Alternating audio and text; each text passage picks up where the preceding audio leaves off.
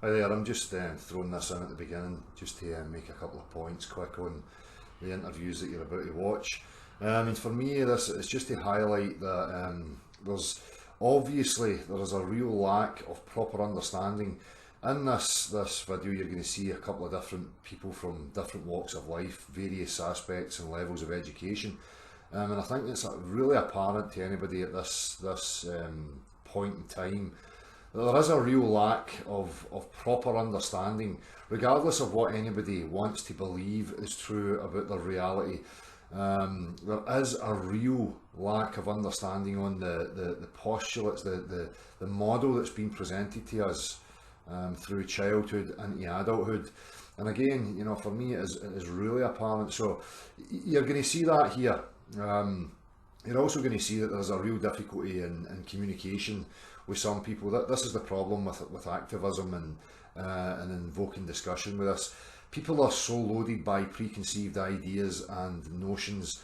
They're very quick to judge. They're making pictures in their mind. As soon as you start to speak to them, they're already, assessing you and making, quick call judgments on what they think you are, what they think you're talking about. And also, they're quite willing to offer up really quickly propaganda. Again, stuff that's came to them through education, through media, in regards to, this topic of discussion, what science actually is, and the people who are questioning mainstream scientific narratives. So it's really difficult, and people really need to, stop and think about how it is they're going to approach people with this type of discussion. It has to be thought of, a wee bit. And again, even for myself, when I'm out in the street and you're meeting these people, really quickly, it's very easy just to let something slip and to say something that's not quite accurate. And I have been, guilty of that on a number of occasions. But you learn from that, and you learn how to, correct that and correct it within yourself and move on. So anyway, I just want to keep this short. I just want to highlight that what you're going to see here is, for me, is you see a nice spectrum of people who think they know, who are quite close-minded, and to other people who display a real level of intellectual honesty and a willingness to be open and have things questioned. And I think that's the whole goal for me behind this whole process that I've went through, is to highlight this, that we have to be aware of where we're being shut down. Why do we have propaganda and ridicule? If mainstream narratives are factually correct, they are real world facts, that should never be shrouded in propaganda, ridicule, all the games that we see continually within the mainstream arena. We're not talking about politics, we're not talking about subjectivity here, we're talking about objective inquiry. So it should never be personal. We should never be in the realms of personality or personal attacks or propaganda against persons. Okay? If you're a person who's questioning this and you're entering into the realms of ridicule, then, for me, you need to catch yourself on. This is never going to be resolved by ridicule, and it's quite clearly obvious, especially to me, first-hand experience. I'm going from colleges to universities to the layman in the street, and there's a common theme here. When you ask people why they believe what they believe, the majority, 99.5% of the people, are telling me it's because it's what they were told, and they have faith in it, and they believe it complicitly. Okay, so there is a real issue here, regardless again of false dichotomies, globe earth or flat earth or concave earth or all these things. People should be really aware that there's a real problem within what we call education. Why do we have children growing up believing things and having faith and trust in things that they don't fully understand? So for me, that's the crux of this. We really need to understand what we think we know. Is it first-hand knowledge, practical experience, or is it just authority narratives that you're taking and believing and then representing them and willing to regurgitate and repeat them? So that's the crux of this whole thing for me. The standard of education, what people think they know, what they actually know, and what they're regurgitating. So, as I say, you'll see a spectrum here, and there's a couple of people who are foreigners to Scotland. So there's a bit of an issue with the language barrier. There's also, what I'll do is, the two foreign guys that I speak to, you need to excuse me that I can't remember where they're from, but I thought I had switched my secondary camera off and the conversation continued. Now in that conversation, you know, I was quite off the cuff, and I've probably said things that I should have thought about better. And at some points the sound's kind of down. So right at the end of this, I'll add on the extra wee sequence from those two guys. So anyway, people, I hope you get something from Hi this. sir, how's you doing? My name's Del. My name is Ricardo. Ricardo, how you doing, Ricardo? Alright. What I'm doing, Ricardo, is I'm asking people about certain topics that are going on in the world right now. Yeah. One of the topics that keeps coming up right now, and that I've been a part of, is people questioning science. Are you a science type guy? Do you think a lot about science? Curious about Science? Have you ever questioned the world? The shape of the world? the shape. In which concept are you referring? Well, the narrative that runs right now, and the story that I was told, was that the Earth's a round ball. Do you believe that the Earth is a planet, a round planet? Well, yeah, but the shape we accept it as a round, perfect sphere. But Yeah. I suppose through friction in gravity, turning around the main planet, the sun, yes, it will be some kind of wearing in the contour of the Earth. So you believe it is round then? Yeah. It could be round or near enough that shape. If I could ask you, what I ask people is I look for reasoning and where they get beliefs from. So could I ask you where you get your belief that the Earth would be a round planet from? Well, part of acceptance since we were kids, what we were told, Yeah. the shape of the sphere. Yeah. Also through reasoning, a little reasoning, I imagine that anything that is orbiting for as long as Earth has been orbiting, it will be, as I say, wear and tear in the contour Yeah. of the rock. Probably we are not exactly an sphere, perfect, but we are. Would you be open to the possibility that the Earth wasn't a round ball? Yeah, it could be. You would be open to that possibility? Yeah. Could I offer you maybe some points that maybe get you to think that it's not a round ball? Would you be open to that? Yeah. So the first thing that I always go to is water. You know how water behaves? Yes, water behaves in the pressure accepted by other planets like the moon and the. Yeah. If I go with a scientific look and view, if I test water, I find that water has no viscosity, it has no form to it. Water will only take the shape of the container you put it in. Yes, that is and the surface is always a flat horizontal plane. Yes. You would agree with that? Well, or maybe a cavity in it. If there's wind or waves, yeah. But the body of water as a whole, like if we go to a lake or a swimming pool, you know that it's always level. The surface is always a flat horizontal plane. Yes. You accept that? That is to us. To us, yeah. Through the gravity exerted. Well, what is gravity though? Gravity is, well, it's like, to make a comparison, it will be like if you go a boat. Yeah. Okay, a basin full of water.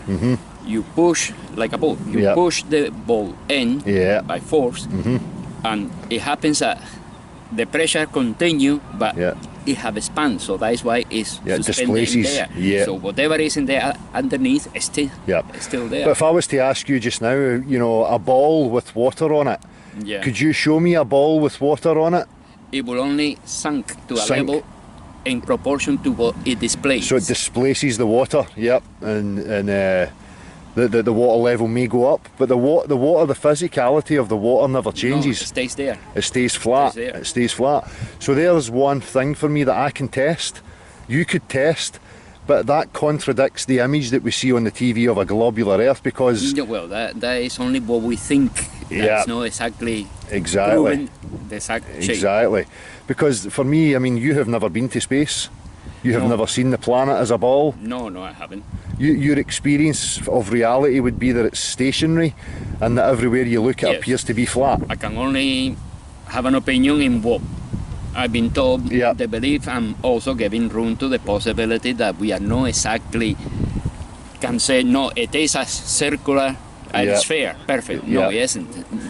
It won't be. I don't think so. So that's the problem that I find. You know, I ask people, do you believe you live on a ball? And then they'll usually say yes. Then I ask them, why do you believe such? And they say, because authority told me and I see it on the TV. But they have never thought about it. No, those people, obviously, they prefer not to think about it, don't bother about it. Yeah. It's an invitation, the whole thing with science, I think, is an invitation to think for yourself. Yeah. It's like a philosophy. Yeah. It's not a must. It is. No, you need to think for about yourself. it. It's Exactly. an invitation. But the majority of people just take things, you know, on hearsay and take things for granted. And I think that's a problem. I mean, do you think it would be important if the Earth was something other than what they told us? Would you see the significance in that? I don't think it will be great Make any difference. difference? No? What if there was more to discover? I always believe that there is more than just us. Yeah. No, they are, in my opinion, there must be life form. You see, for instance, our position in space is in the vicinity of the sun that creates suitable for life. Yeah. But that is all life. Mm-hmm. It will be other planets, because there are many stars, there will be other planets with life form. What if I was to suggest that there may be other life, but it's not up the way, it's across the way? Well, life is everywhere. Yeah. We don't know exactly. You say once in the space, you don't know. You don't have a cardinal points. Exactly. You navigate. You are suspended in animation. Well, I have another issue with that claim. You know that they say that there's a space up there, because if I go to physics again, physics shows me that in order to have a pressure, I must have some sort of container. Exactly. In order to create a vacuum, I require a container. Now, in order to have a pressure inside a You have vacuum, an atmosphere in order to create a pressure. Yep, but what contains that then? If they say that there's a vacuum up there, there must be something separating. No, it is the thing, you see, because I've been thinking a lot in the speed of light, for instance, and navigation, traveling through time, speed in time, you know, but saying that, which is quite possible actually, the thing, but we need to start, for instance, you probably heard before, we take a spacecraft just now, we fly for 30 minutes at 1.9. Hey guys, how you doing? What's your names? Nacho. Nacho. Barra. Barra, how you doing? So obviously guys, I told you what this was going to be about, and you obviously know that people are questioning the shape of the Earth right now. Do you know that? Can I ask you what your opinion is on that? I don't think the Earth is flat, but I don't think it's a sphere either. I think it's more of an oblong sphere, like not perfectly round. Oblate, spheroid, Neil deGrasse Tyson quote. Nah, I believe it's a sphere. You believe it's a sphere? Yeah. So just one at a time then, can I ask you your reasoning why you believe it's a sphere? Just because, well, more of the pictures you get from the outside world when you go to space and things. So a picture? Yeah, well, those kind of things, graphics. And also, you know, in the science of the gravity wouldn't be here if it was basically a flat Earth. So if I just offered you that back quickly for the 2 points that you made, and I said if I was to show you pictures of Superman flying in space, would you accept Superman as being real? Nah. Why? Because you've never been there, you've never met him? Yep.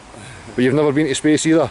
I've never been to space either. So would you say... This is why I put my second reason on... Gravity? Gravity wouldn't be a thing if it wasn't needed, and it is needed because the Earth is a sphere. Do you think gravity defines the shape of the Earth? Well, I believe it's one of the reasons that the Earth would be around. Yeah, it would be a ball. Yeah.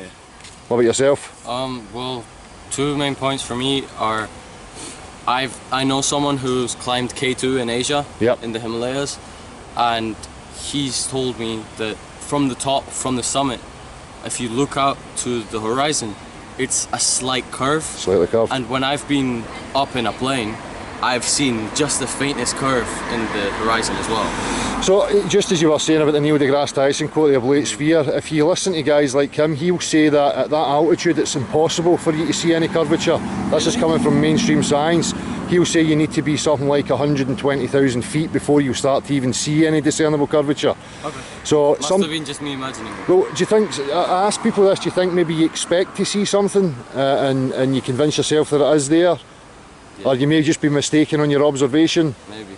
Do you think that just an observation like that's enough to justify a belief in something? No, but it's not just my observation. Yeah. Like, sure, there's been loads of people that have accounted for it being a sphere or oblique or whatever, and they might all just, it might not be true. Yeah. But then again, it's what we choose to believe, and at the end of the day, it doesn't really matter. Do you think the objective world requires a belief? Yeah. You do? So if I was to stamp on your toe right now, it would require a belief that I'm heavy and I'm going to hurt your toe? Yeah. Or do you think it was subjectively true that that would happen? I mean, I don't know for sure that you're stamping on my toe. I don't know if I'm just feeling it and you're not actually. So do you think that would be something that you learned then? I guess. So what about a newborn child that's in a car accident? What about it? Well, it's going to be affected by the physicality of the impact. Yeah.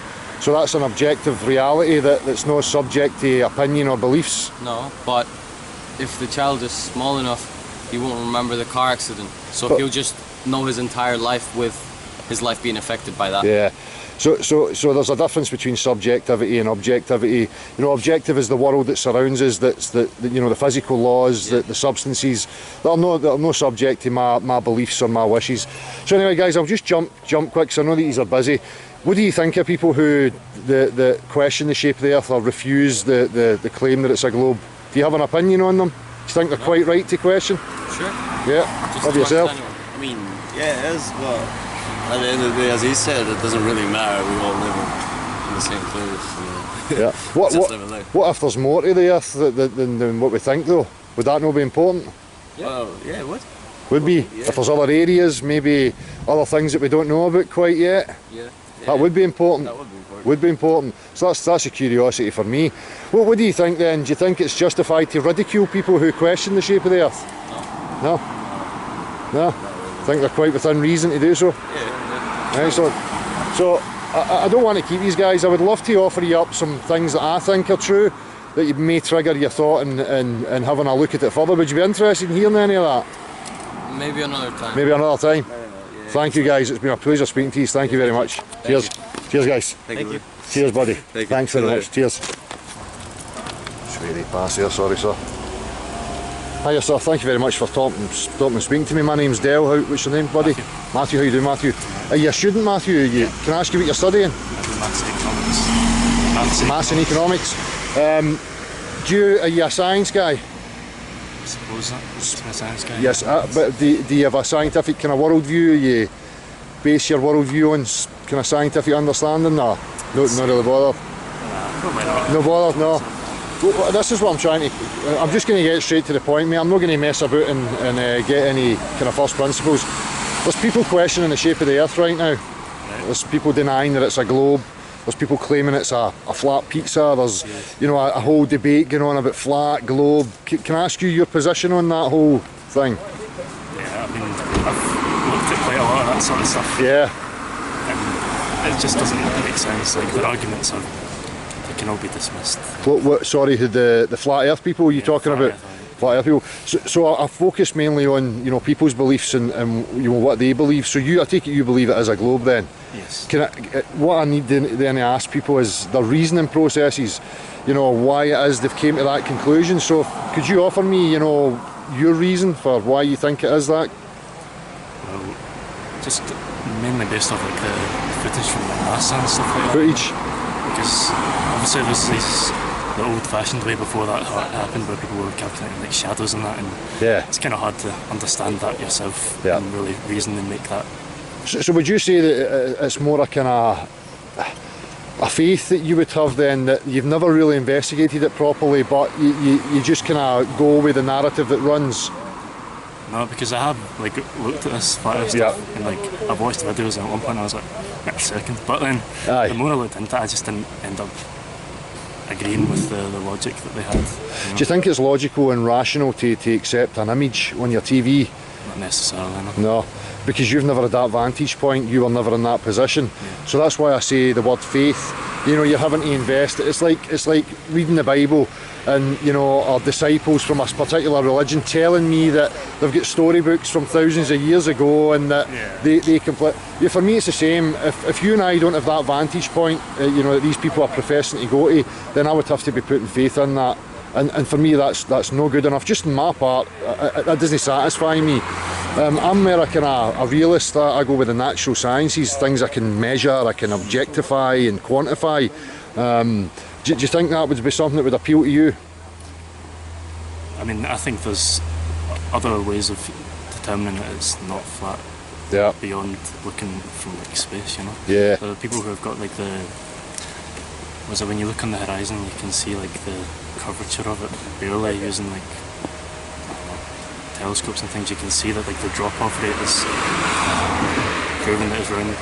But that's optical phenomena. That's you know, there's a problem for me in there because we don't fully understand the eye, and when you look at these guys, they don't factor in human perspective.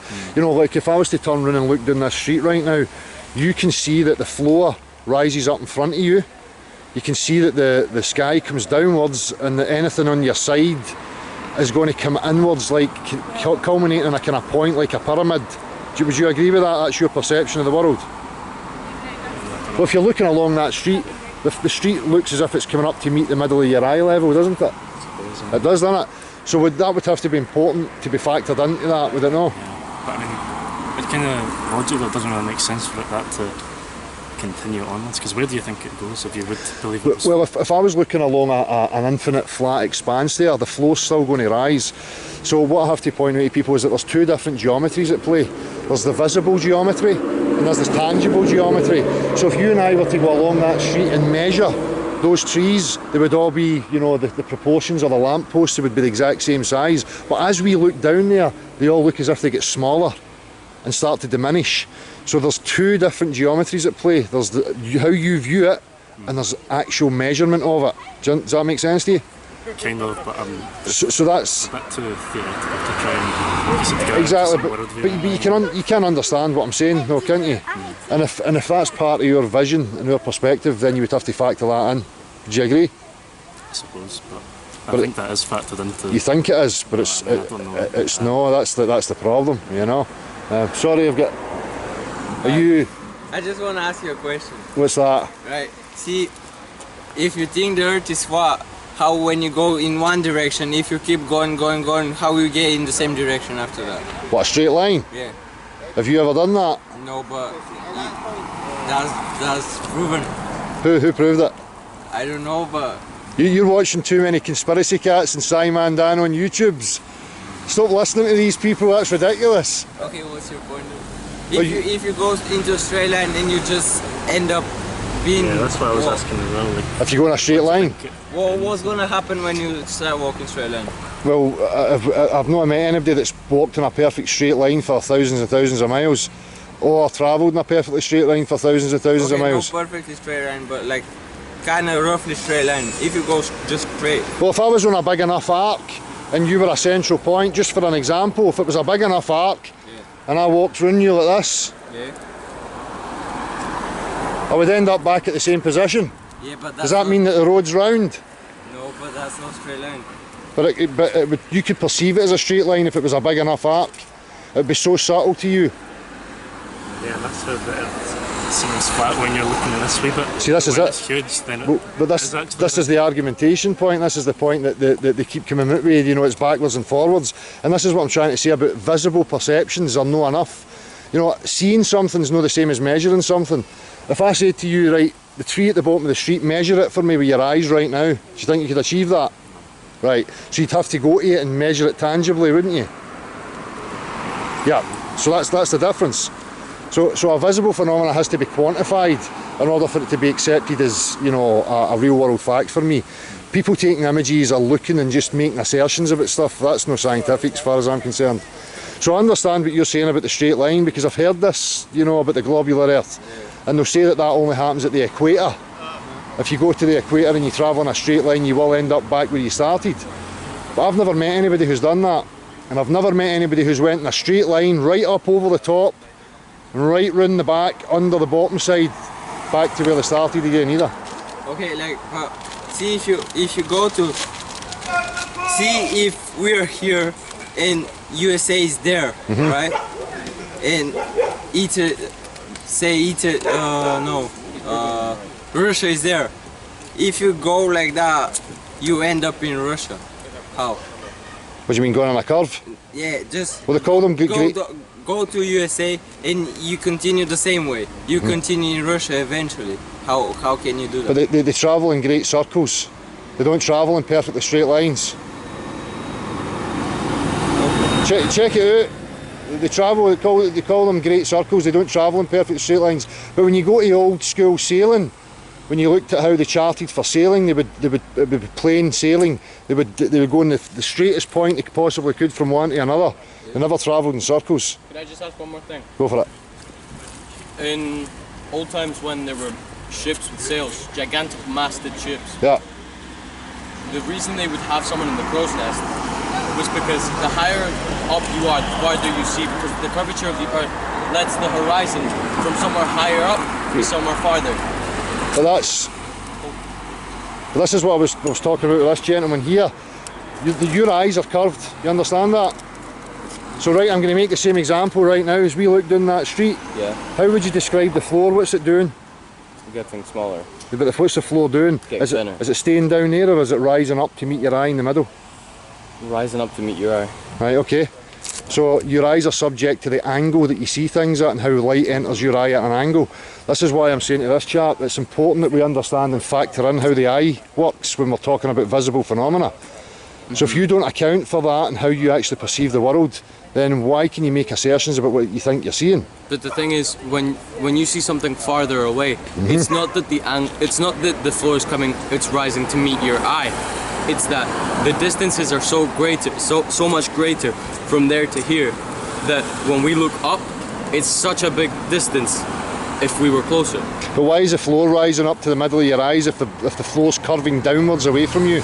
It's not. If we were perfectly parallel with the floor, we would see a straight line. The floor would not move. But since we are above the floor, then it rises up to meet us because we essentially are looking down. But you're not looking down.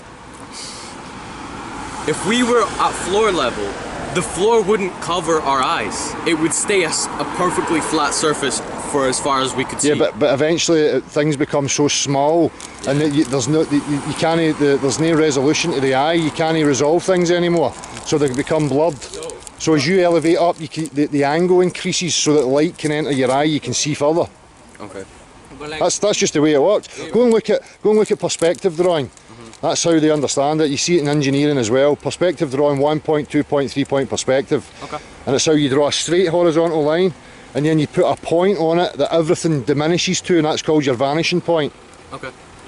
You say that no one has proven that if you go to a straight line, you come to your position, back to your position. Yeah. Yeah, but if the earth is flat, that means there has to be an end somewhere, right? An edge. Edge. Well, we don't get to explore it. There's restricted areas that you and I can't freely go to. So I don't know what's there. And I don't know where people get the idea of an edge. That's just propaganda again. You've been told that. Anytime you've heard flat earth, they've told you that, oh, you fall off the edge, like ridiculing it. But it's just propaganda. If you try and think of it, do you think it's infinite if you don't think it has an edge? I don't know. For me, it's about exploring. About things such as like the sun, do you not believe like it orbits there? Well, they'll say that space is infinite. Yeah. How do they know? I suppose they can measure it, things get further and further away, and there's an end to how far they can measure it, so to us it's immeasurably infinite. Yeah. Well, that's why for me my push is always I don't adopt a particular model. My push is that we explore the place fully and we have an open inquiry and investigation into it. And that's pretty much what I'm trying to establish with people when I interview them, is that, look, for me, it doesn't matter what anybody believes in. You know, if something's objectively true, it's objectively true. Why do we have so much ridicule and chastising of people who question, you know, mainstream scientific narratives? And I'm trying to highlight that and come to that conclusion with people that for me is ridiculous. If something's the truth, why does it need to be protected by propaganda? I mean, I wouldn't say that I think there's any propaganda. People make fun of it because to them it seems ridiculous. Yeah. But I wouldn't say. I'd say if you want to get like an honest discussion about it, it's probably better for you to go to someone who actually knows about it. You know, we've been sending emails, and this is why I continually come to places like this. We're sending emails to the science departments, trying to invoke discussion about it. You know, bring in lecturers, physicists, anybody who would be willing to take part in it. So far we've had nothing. So this is my main priority, is to try and get this discussion opened up properly, so that, you know, up there they've got the debating society. You know, we could open up one evening, we could come in and we could all have a discussion about it and see what the facts actually are. So, but listen, man, I don't want to keep you much longer. I appreciate you for your time. All right, it's been a pleasure, buddy. Thank you. Hi guys. Sorry, what's your name, sir? My name is Malte. Well, how you doing? I'm Phil. Phil. I'm good.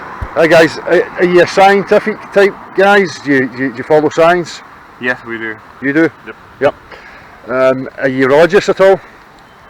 A geologist. Religious? Do you practice any religious beliefs? If I'm... Oh no, I'm not religious. No, no Catholic, no, nothing like that? Nothing. No. No. But so your worldview based, would you say, on the scientific consensus, or do you have your own worldview? Sorry, I know that you mean my just general ideology? Yeah. My own ideology is probably both based on scientific research and own experience, beliefs. Yeah. You're the same? Yeah, probably the same. You're the same? Some faith. Yep. Yes. Can I ask you, what would you define as being scientific? I didn't understand this question. How would you define science? What would you say was scientific? Yeah, science for me is to answer questions based on observations. Objectivity. Yes. Objectivity. Yeah, I would agree. You would agree. So my point of this then is when I ask these questions, because I'm an objective realist, you understand what that means? I take things on what I can quantify, what I can measure for myself, and that's where I get my understanding. I don't place faith in, you know, anybody else's hearsay. Would you agree to that? I don't understand this. Do you understand this? Yeah. Do you understand what I'm saying? I would agree. Can you explain this to me, please? Yeah. What do you ask? Well, he's basically the same, and he puts. Yes. That's what I understood. And what was the question? Well, if you would agree. Yes. Yep. I mean, you're actually interviewing the wrong people, because we just agree on everything. No, that's fine. No, that's fine, because there may be contradictions to this. When I ask you this question, then, have you heard of people questioning the shape of the Earth? Yes. Yes. Yeah. Yes. What do you think about that? It's entertaining. Entertaining. It's very entertaining. Yeah. Do you think there's any? I don't like to use the word ridiculous, but it's very entertaining. Yeah. Yeah. Well, it's not based on any proof. No proof. Have you investigated it? Yeah. Well, kind of. I have been around the world and I didn't fall off the edge. Oh, the edge! Oh, I've never heard that before. It was kind of entertaining when these so-called flat earthers try to prove, actually, with experiments, that the Earth was flat, and then they fail. But still. Could you give me an example? Oh, I think there was this example with the laser beam, where they wanted to prove that when the Earth is flat, means the Earth is no ball, so the surface is not curved. Yeah. That means we just use a laser beam, have a starting point and an end point. And if it is the same elevation and the Earth is not curved, it should just exactly end there where it ends. But I think, I mean, I don't know if it was well explained, but it failed. It just failed. Well, what if I said this to you then? Sorry? Well, I'll say this to you, right? That if I was to put a laser over a body of water, okay, do you understand what I'm saying so far? No, you're shooting a laser over a body of water. Over a body of water. But for me, the substance that's beneath the laser, that being the water, is a more accurate measuring tool than the laser itself.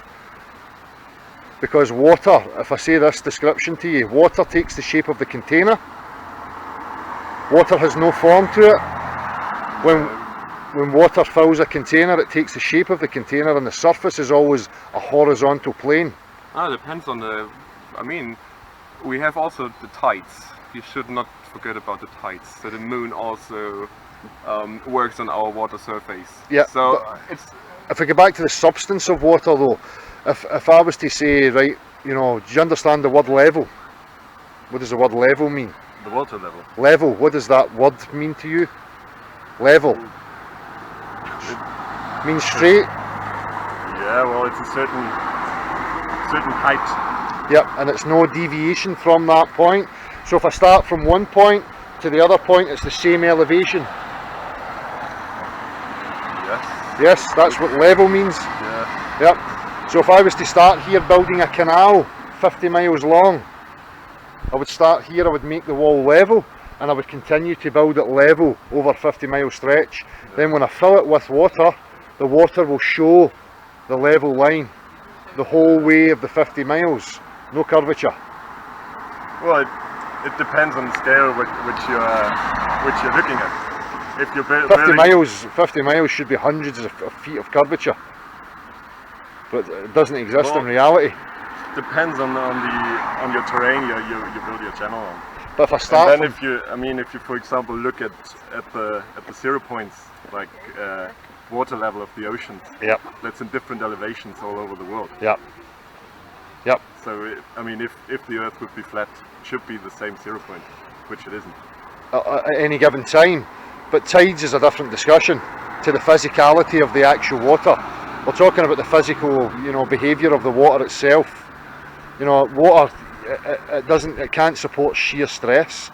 It has no viscosity to it. Well, it has some viscosity, but very minimal. Yeah. Yeah, and at a small scale, you get a meniscus. On, you know, over the surface, you get a surface tension as well. Yeah. But as we scale it upwards, it's a definite physical form that it has, and I can't seem to break that. So, you know, when people are saying they're using lasers over water, I think that's ridiculous, because the water's more accurate than the laser. No. Well, why do we use it in construction? We use water to construct level everywhere. Yes, but we also use laser in construction because if you use further distances, it's more accurate than water. No, water's more accurate over, if you check it out, a laser's only useful for short distance. Water is more accurate over greater distance. Whoa. Because a laser's subject to refraction. You can't account for it over a distance. Polarize it. Yeah. Because it can polarize it, and then you have a very accurate beam of light. Yeah. So anyway, well, they use lasers to communicate with the moon. With the moon. Satellites. We can shoot on the moon, and it comes back, and we measure it. Yeah. So it's damn accurate. Well, listen, guys, we could stand here and we could discuss this for hours and hours. The main thing I just wanted to capture was your honest opinion, you know, about, you know, people questioning it, and obviously you think it's ridiculous. Do you think it is ridiculous though that people question, you know, things that are being told to them? Do you think they're quite right to question it? Well, I think a critical human being should always question, should not just accept. However, well, your questioning has to be based on scientific observations, I guess. Yeah, exactly. So that's what I'm trying to show people. That's, for me, it is based on that. So, guys, I really appreciate your time. Thank you very much. Thank you, man. Cheers. Sorry, I can't even shake your hand. Sorry, what's your name, buddy? Jamie. I'm Jamie. Jamie, I'm Dale. How's it going, mate? Not bad, not bad. I say to you, obviously, that this was about, you know, people questioning the shape of the Earth and science. Are you a science type guy at all?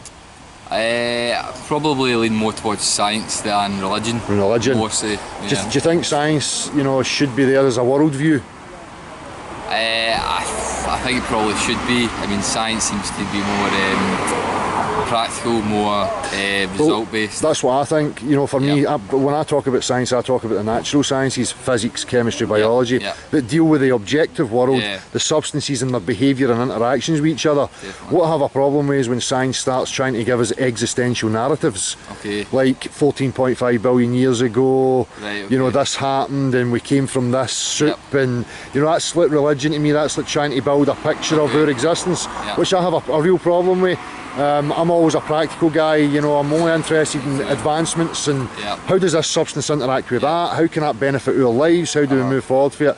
So would you in agreeing saying that I would agree you with would that. agree with that? I don't really know enough about the science behind how 14.5 billion, I don't really know what the proof is behind it.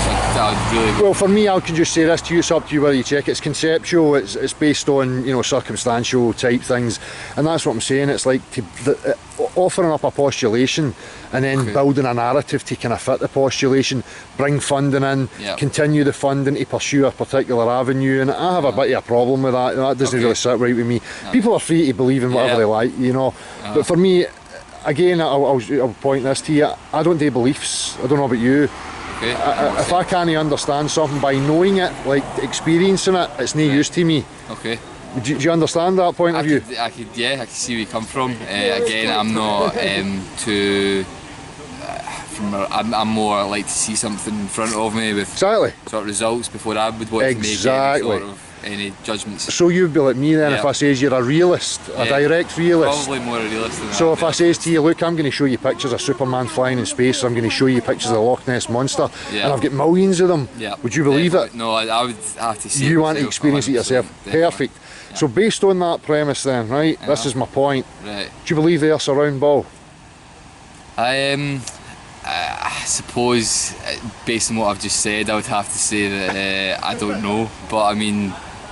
Reason being because... just because I've not seen it, but I mean...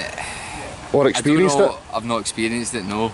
I want to say yes, it is a round ball because of past science, but I suppose saying what you've just... what science would that be though? I don't know, that could be... Is that... If I was just to butt in and say, do you think that you've just assumed it to be true because everybody said so? Probably. That's the point I'm trying to highlight to people, because it's disturbing to me, the amount of people that just complicitly believe or implicitly believe in things that they've never properly investigated. And that's what I'm trying to highlight. It's and then ask people, well, if you believe it, give me a reason. And the majority of people are saying, I've seen it on the TV, my teachers told me. And I'm like, I suppose that's just what everyone believes, and that's what you're sort of taught to believe. So until you can prove otherwise, then I suppose there's no real way of knowing. I don't know, maybe what about like the pictures from ships and astronauts and stuff like that? Is that not? You ever seen Superman movies? You ever seen space movies? All looks the same to me. And I'm seeing it on a two-dimensional screen. So it's like, if I put my faith in that, what am I going to believe in next? I seen a video the other day, and it was a comedian, and as he started to talk like Arnold Schwarzenegger, his face changed in front of me into Arnold Schwarzenegger. So advancements in visual technology have really, come on leaps and bounds. And I've got a real scepticism for anything I'm seeing on the screen. Again, I always come back to it, can I measure this? Can I get this and quantify it for myself, in front of myself, and then I'll accept it as being part of my reality. So when it comes to the globular Earth, I've had a real struggle. I can't find measurable curvature. I can't find proof of motion. I can't find, my main one I always go is that bodies of water don't bend. Bodies of water are contained, and the surface always finds equilibrium. It's always horizontal. We use it to construct. If I was to build a canal 50 miles long, from the starting point to the end point it'd be perfectly level. No curve. No. If there was a curve, I would have to account for it. When you get into engineering and construction, they're not accounting for curvatures. No. They're using plane geometry. I suppose I can definitely see where you're coming from. It's not something, again, I've really probably made wrongly not have gave it enough thought, but do you think it's because you don't think there's any significance in it? It's not important? To me, not from really. I'm not too much of a scientist. I don't really do sort of experiments. Do you question your life? Do you question living? Do you question what this is about? Not really, no. No, you just go with it. I just go with it. I'm a pretty laid back guy. I'm not very spiritual. Maybe that's, but does it need to be spiritual? I don't know. I don't know. I think everyone has different thoughts on what is the reason why and why people do things and why people measure things like curvature and stuff like that. But for me, I don't know. Maybe it's something to give more thought about. What if I say this to you just as a wee analogy, right? Just to see if it maybe gets you thinking. You know, we farm animals. And we put a fence around animals to keep them in so that we can herd them and we can utilise them for our benefit. What would you think would happen if you done that with human beings? If you put a fence around human beings or a wall around them, do you think a human being would have the tendency to go, I'm going to try and find out what's over that wall? Definitely. Whereas an animal just gets to it and then goes, I can't go any further, and accepts the parameters that it finds itself in. Maybe that's a good point. So if you go one step further with a human and you tell them they're on a spinning ball, there's no way off that. There's nothing else to discover. You can't go anywhere, you're stuck here. So psychologically, you're constrained and you're confined. Do you understand that analogy? I get that, I get that. What if it extends further than we think or what we've been told? And there's other things there. I know, it is interesting. I could definitely see why people would want to explore that and see what sort of where that goes and what there would be to. And that it could be a possibility. Could be. Aye. There's no reason to rule it out, I suppose. Yeah. So what I want to do is leave you with a couple of seeds. Okay. That's my whole point, is I'm here trying to invoke discussion and see if I can plant some seeds in people, because for me it's important. People should be questioning where we actually are instead of taking it for granted, because if we don't know where we are, then everything that you call a life for me is delusional, because it's not connected to something objective, is it? It's just an idea. This structure that we're living in, the things that we chase and we pursue, they're ideas. They don't have anything rooted in any real meaning or anything objective. Do you agree? So a couple of seeds. I says to you, the water thing, you can test that. You can go home right now, you can look at that substance. No viscosity to it. It does not support shear stress. You can't bend it around the shape of objects. It will fill the void, the container, and it will always form an equilibrium surface, equal in every direction. The other point I would make is that they tell you space is a vacuum. We live in a pressurised environment. Physics, again, practicality, reference. In order to create pressure, you need a solid containment. In order to create a vacuum, you need a solid containment. Now, in order to have pressure and a vacuum next to each other, you would need a solid membrane between the two of them. Because if you don't, the higher pressure will instantly move into the lower pressure region. So if we really existed in a vacuum, we would have no atmosphere. We wouldn't have air to breathe. Everything you observe, you don't feel motion. When you look at the horizon, it's a flat horizontal line. When you look out to the sea, the water's flat, your perception of the world's flat, you're no feeling motion, and there's no scientific measurable proof of curvature or motion anywhere. So if it ever tickles your fancy again, you maybe sit and think about it tonight, then good. No, because for me it's important. That's fair enough. Definitely. Excellent, man. It's been a real pleasure speaking to you. Alright, buddy. Alright.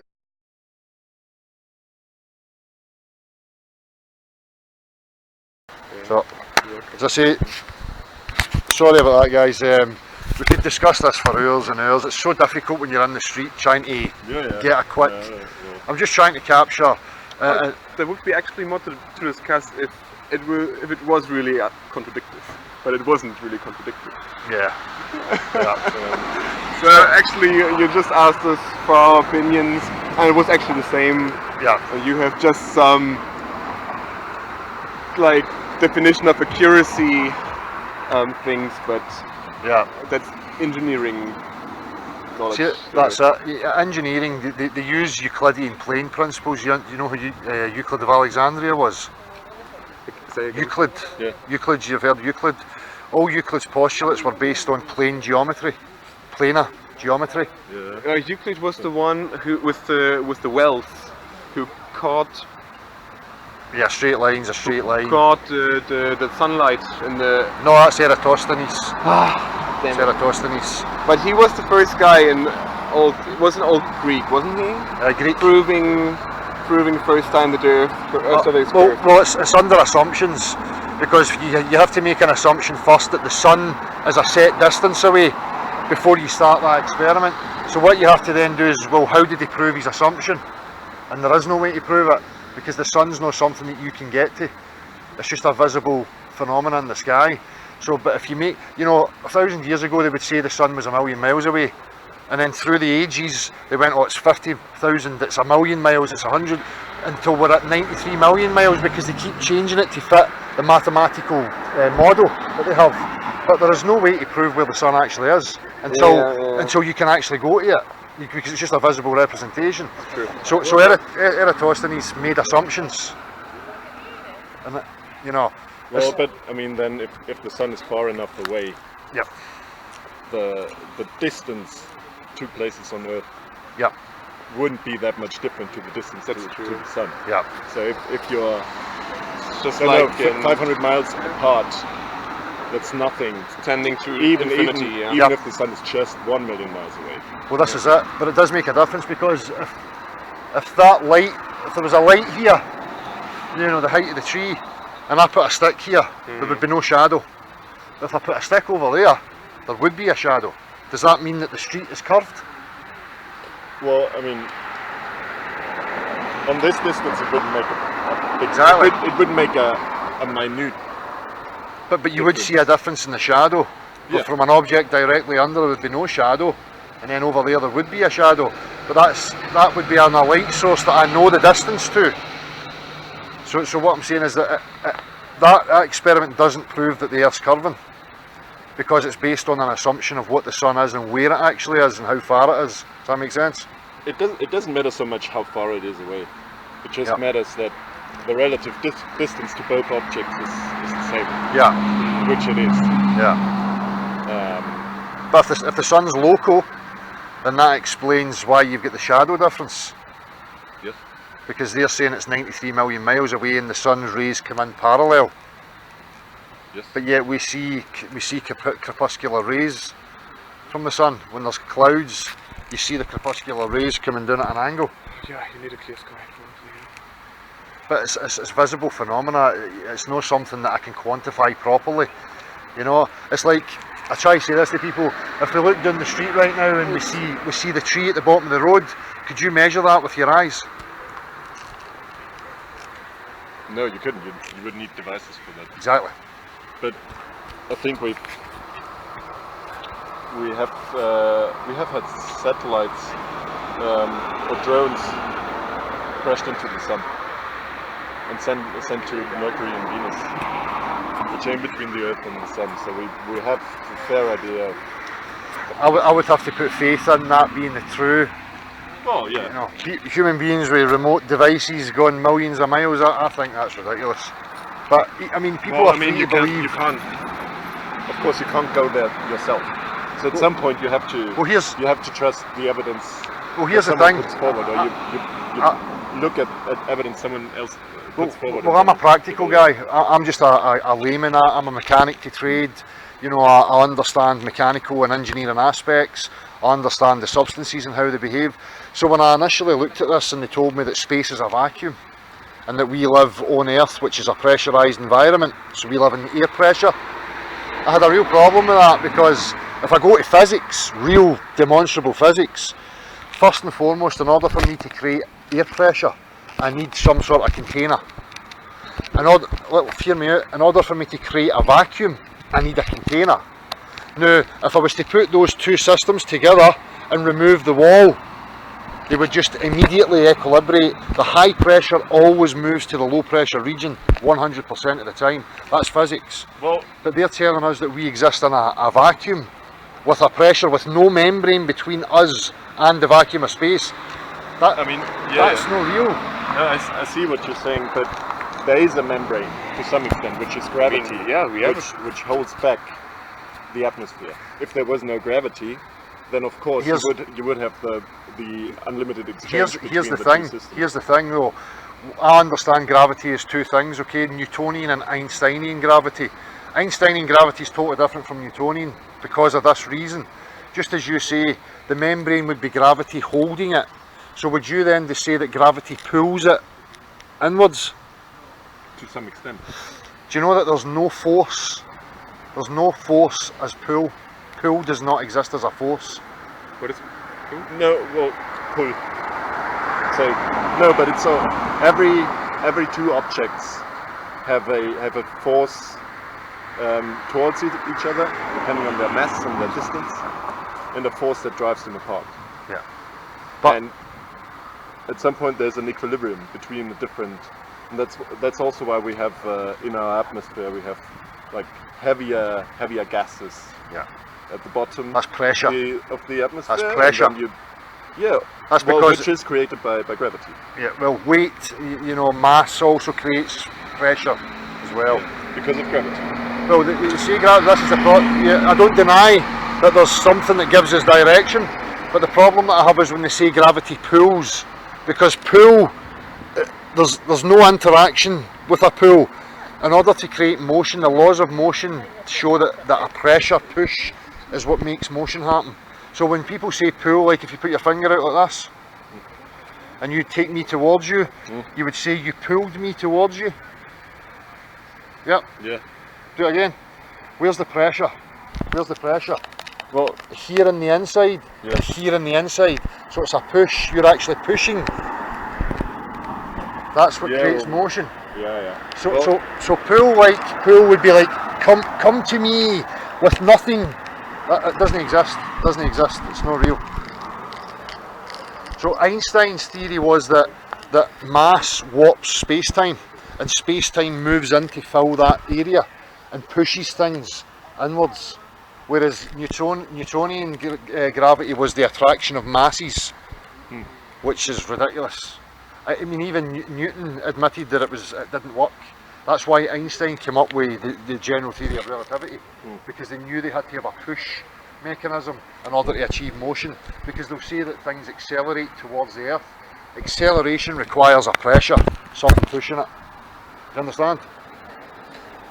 Yeah, to some extent. So it's always an interaction of different forces. Yeah. It's been great speaking to you guys. Yeah. Wonderful. Are you here visiting? Yeah, we're here for a conference actually. Oh right. What's that in regards to? It's on geology and mineral deposits, so like raw materials and this kind of stuff. Yep, geologist. Yes. Yep. Believe in evolution. Of course. We came from singular-celled organisms. Do you believe in the evolution? I don't know the neo-Darwinian, no. I think the variation within a species, definitely. But I don't believe the whole neo-Darwinian concept that, we came from soup and, from a soup? Well, that's what they say. Abiogenesis. It's not, that's not fixed. You don't have to believe that, actually, because science is not, convinced that it was like this. The problem there are certain, I think last time when I looked into a book there were 4 different theories presented how the first piece of life could have formed, but you don't, it's just even at that, try to imagine something, and as long as you don't know, you have to think of something. Exactly. So that's my problem. I looked into it. The abiogenesis, you've heard of that? That's the term for the first part of life. But where does the new information come? How does it get new information? That the first cell must have contained all possible information, all possible genetic codes, all possible genetic sequences. Not necessarily. Well, where did the new information come? Well, it developed. How? Due to different external environments and the ability of organisms to adapt to it or not. For example, if you look at the human species, we tend to grow larger and larger because we have more food, better living conditions than our ancestors had 200 years ago. Yeah. So we tend to grow higher, taller. And that's just an adaptation to the environmental circumstances. That's variation within a species. I totally get that. But what I'm talking about is from one species, like a single cell, to start to grow limbs, and adapt new components. That would require new information. Mutation. But mutation, when I look at mutation, it doesn't add anything new. Mutation is it changes the genetic code. Yeah. And then that will provide new abilities. Well, in my understanding, a mutation is always to the detriment. I've never seen a mutation happen where it was an advantage. Oh, of course. All the mutations are an advantage. If we wouldn't be mutation, we're all a mutation. If we wouldn't mutate, we wouldn't exist. Yeah. Okay, the dinosaurs also mutated, but they had other issues. It was further away external environment. They were a much more successful species than we are, at least to this point. Because they existed over hundreds of millions of years. we only see the human species for the last maybe 1 or 2,000 years. See, the other problem I had was I'm sure you know about the Cambrian explosion. You've heard of that, the Cambrian explosion, where everything just seemed to appear all at the same time with no explanation. And I don't see. I was playing with it, and just as a theory, you know, I'm not saying that I believe this, but I started to think, well, what if we're actually descending from something that was much more advanced? You know, and we become, you know, like when you make a copy of something, it gets weaker and weaker and weaker and weaker. So you mean the evolution in the different way? The other order. So it's like entropy. It's like it's tending from more to less. You know, just like the law of thermodynamics, where, you know, the energy of our system always tends towards less. What is your explanation for the Cambrian explosion? I don't know.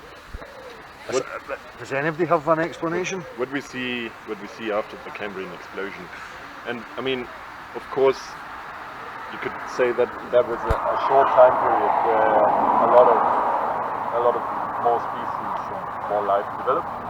However, a short time period on geological scales means still an immensely long time period for human beings. So we're talking tens of millions of years, hundreds of millions of years. How do they date these things though? How do you date something millions of years? You can date the rocks. But it's circular. Because if I ask, how do you date a fossil? They'll tell me they date the fossil by the rock. Then I'll say, how did you date the rock? And they'll say, I date the rock by the fossil. No, not necessarily. Depends. There are different techniques how you can date something. There's, on the one hand, relative dating, where you use, for example, fossils, and you know, okay, these fossils occur during this time period, during this time period, but this doesn't have any numbers on it. It's just older or younger. That's the relative. Okay. You see two fossils, and you say this one is older, this one is younger. It's not like exact, not accurate at all. You just know younger, older. And then you have the absolute age, and then you go into physics again. So you extract certain minerals which contain radiogenic isotopes, like uranium, lead, like rubidium, strontium, like rhenium, osmium, like neodymium, samarium. These kinds have different half-lives, and that's all based on physical definitions and physical equations. I mean, a half-life is defined. It's something that's always the same for a certain isotope, and that makes it possible to recalculate the half-life. So by the half-life, and the value you measure today, you can recalculate the initial level as an initial value, and that gives you the time it needed to change the value. Just over there, just there. Right, okay, come here. She's just broke the ball. Sit. Stay there. Stay. Yeah, that's great. Brilliant. Sorry, that's my kids and my partner. I'm just playing in the park while I'm... And you're playing here? Yeah, exactly. It's been great chatting to you. Aye. Pleasure meeting you guys. You too. Yeah. Very nice, thank you guys. Appreciate it, thank you very much. Sit down. Sit.